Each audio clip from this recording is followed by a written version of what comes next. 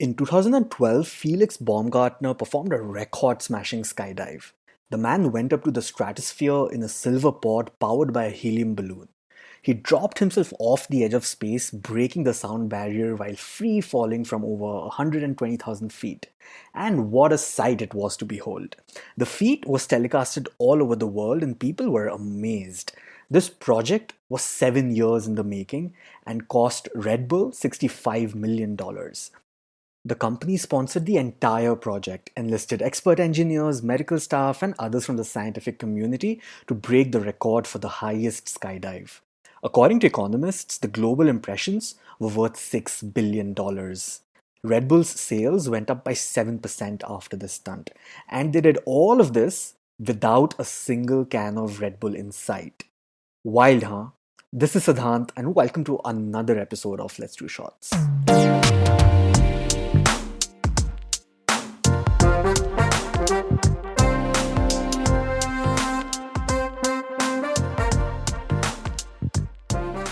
If you haven't noticed, Red Bull isn't your regular advertiser.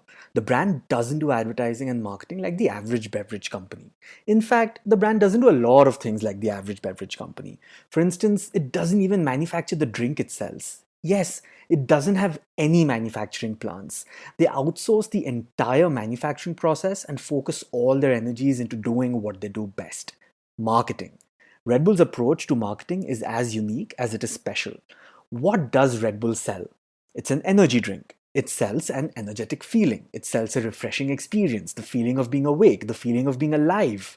So instead of pouring money into TV, print, and outdoor ads, Red Bull associates itself with people and events that allow them to represent these exact emotions. Red Bull owns an F1 racing team, multiple football teams, an ice hockey team, and they sponsor major athletes such as Neymar, Max Verstappen, and KL Rahul. Let's think about the strategy behind this. Why do brands invest money in sport? Let's say, for example, Formula One in this case. Because it's a popular sport watched by millions across the globe and everybody wants eyeballs, don't they? But here's what Red Bull does differently. DHL as a brand might spend money in sponsoring F1 and getting their logos plastered across F1 marketing material. But Red Bull as a brand has spent money into owning an F1 team altogether. This allows Red Bull to become part of history. So every time someone talks about Sebastian Vettel winning 4 Formula 1 championships, they will talk about him winning them with the Red Bull F1 team. Years from now, when someone is showing the highlights of his career, all his winning moments, right in the center of it all will be Red Bull. It isn't just about creating this association, by the way. When your brand name is literally the team name, you also create a strong bond with the fans of that team, who unknowingly also become fans of your product.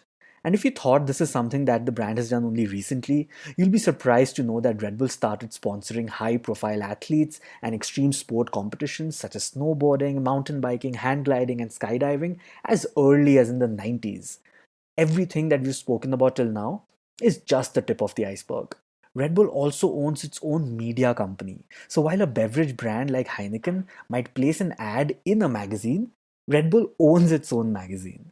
While a brand like VH1 might sponsor a music event, Red Bull owns its own music event. Red Bull also owns a travel agency. It even owns an apparel line called AlphaTauri, which, by the way, is the name of another F1 team that Red Bull owns. They even have a career guidance website called Wingfinder. Over the years, the company has amassed an insane empire across sports, media, and apparel. Oh, and just like the drink, Red Bull doesn't create music, or the clothes, or anything in the travel agency. All of it is outsourced to specialists. Red Bull concentrates on one thing: marketing. Red Bull's unique marketing strategy is all about creating recall and association with a particular type of an experience. It's all about being synonymous with words like adrenaline, energy, crazy, wings, flying, speed, extreme. You get where I'm going with this. By not ever advertising its product directly, Red Bull proves that you don't need to shove your product in people's faces to convince them to buy it. Sometimes all you need is great content.